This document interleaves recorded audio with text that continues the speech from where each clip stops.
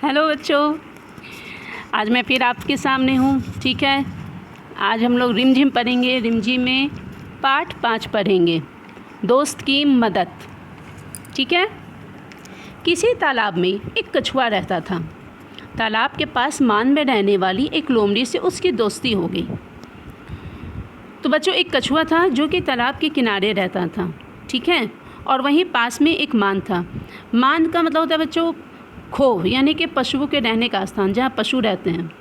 ठीक है, तो वहीं पास के मान में एक लोमड़ी रहती थी जिससे कि उसकी दोस्ती हो गई थी।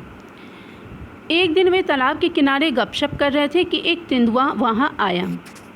एक दिन वो दोनों दोस्त यानी कि लोमड़ी और कछुआ बात कर रहे थे कि इतने में एक तेंदुआ आया। दोनों अपने अपने घर की ओर जान बचाकर भागे। दोनों ने जब तेंदुए को देखा तो वो दोनों वहाँ से भाग खड़े हुए। अब जैसे बच्चों हम लोग के सामने अगर तेंदुआ आ जाए तो हम लोग क्या करेंगे? खड़े तो रहेंगे नहीं, हम लोग भी भाग ही जाएंगे। इसी तरह से वो दोनों भी भाग जाते हैं, क्योंकि हर किसी को अपनी जान प्यारी होती है।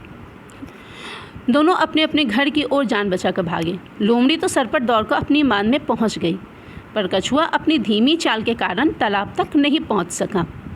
तो बच्चों, लोमड़ी तो तेज़ भागी।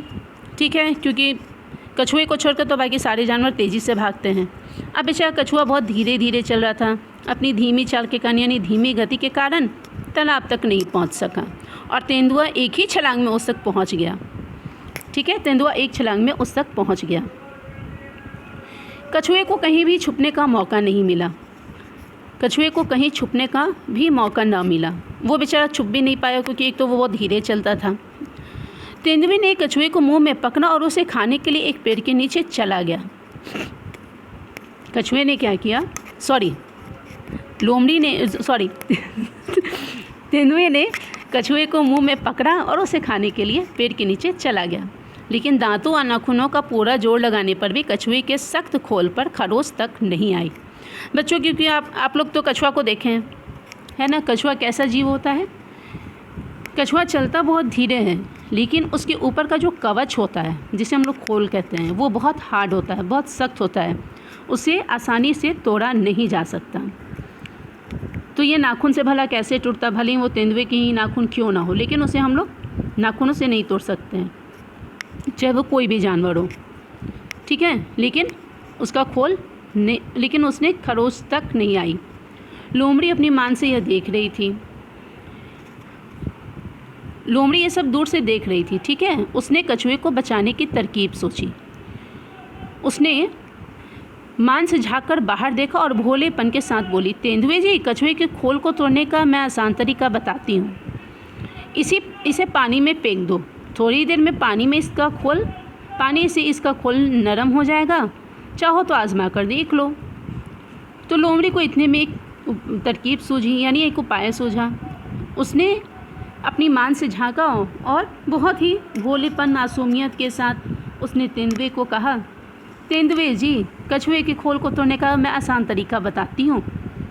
ऐसा करो, इसे आप पानी में फेंक दो। थोड़ी देर में पानी से इसका खोल नरम हो जाएगा।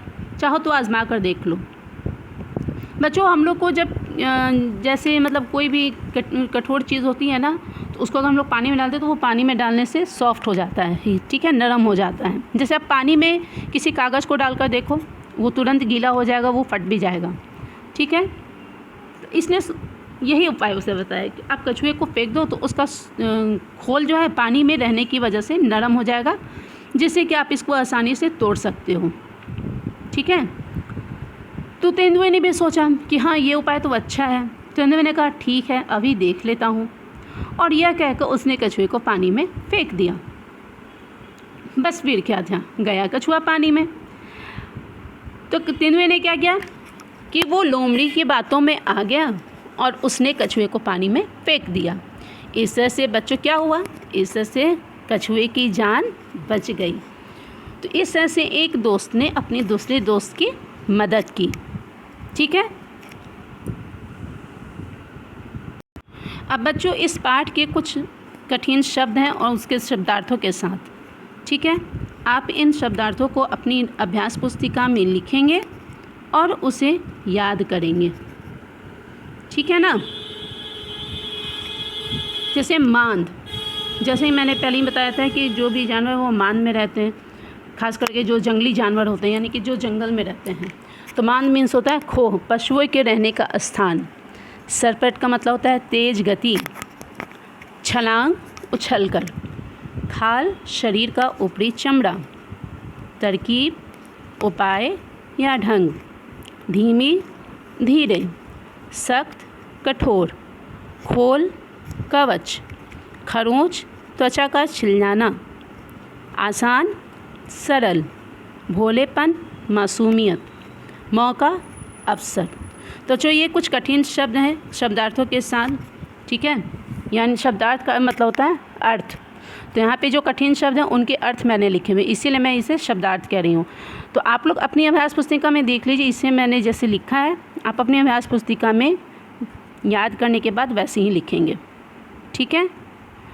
अगले क्लास में, अगली कक्षा में हम लोग इस पाठ का प्रश्नोत्तर करेंगे। तब तक के लिए बाय।